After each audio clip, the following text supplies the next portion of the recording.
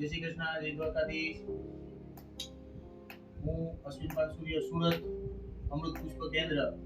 આજે આપણે અમૃત પુષ્પ અને સુજોગ થેરાપી બેના અદ્ભુત રિઝલ્ટો જાણીશું. જેમને તકલીફ હતી એમના મોઢેથી ને હવે આમ બોલો શું તકલીફ હતી? આશાબેન સાવલિયા. મને માથાથી તે પગ લગીની તકલીફ હતી. 2-3 દિવસમાં સારું થઈ ગયું. પગથી તે માથા ગઠન દુખતો હતો. ઈ સારું થઈ ગયું. માથાની તકલીફ હતી, હાથ પગ બધું ગળાની બધે તમામ વસ્તુ સારું થઈ અમૃત પુષ્પથી શું રિઝલ્ટ મળ્યા? અમૃત પુષ્પ શરીર ઘટે છે, દુખાવો ઓછો થાય